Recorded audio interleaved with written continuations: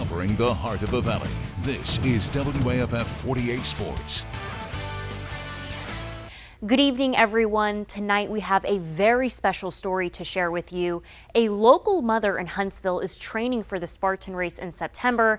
And for her, this is so much more than just a race.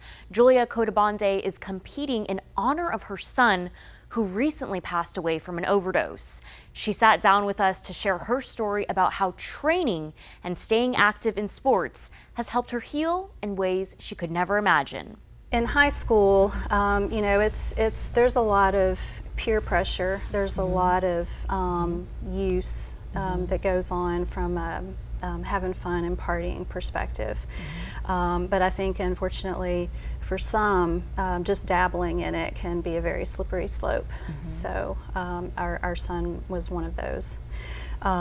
Again, not understanding it very well at the time. We knew what we were dealing with, and I'm sure some of his friends knew what he was doing as well, but for the most part, it's kind of like, you keep it within the family. People don't talk about it because there's stigma associated with it, unfortunately.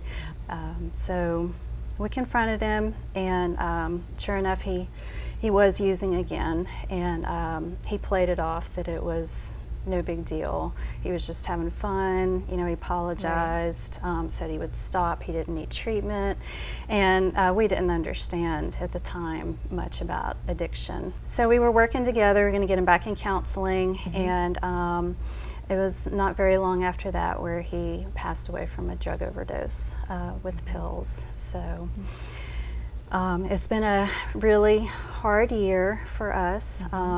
It was interesting because at first I think we were numb, right, and maybe in shock, and so it actually started to get worse as more time went by. And that's where what the things that I had done before, running or participating in certain activities, wasn't quite cutting it, so I was looking for something different, something exciting, something exhausting. How many months passed by where you realized that you needed to take care of yourself and you needed some positive motivation in your life? Well, let's see. It was probably about 6 months afterwards where it became, enough of the numbness was wearing off, where it became clear that we needed something, and definitely needed to do the self-care. I have tried to work in the community with other addicts, which has been very helpful for me in healing in and of itself, but it still doesn't necessarily take care of me. Started to get back involved in exercise at that point. Which some days it's hard, some days it's hard to just get up out of the chair and put one foot in front of the other, much less lace up the shoes and get outside and work, but you always feel better afterwards for having done it. What can you say about your growth from day one to you decided to, sign up for this race until now? Like, how much stronger have you become?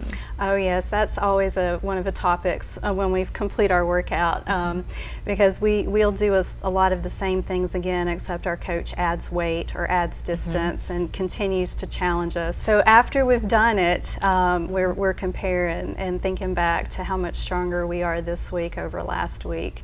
And it's also building, friendship and helping each other. And actually just today someone was talking to us who's done a lot of obstacle course races, and the Spartan in particular, and they said that the Spartan race is the biggest, most coordination between strangers that you'll ever see. Wow. So everybody's just out there helping each other, and you get stuck on an obstacle and you help somebody, or big support group. Big support group. Can you say that you have gained so many more friends just training for this race here in Huntsville? Absolutely, absolutely. It's a really great group with really great coaching team.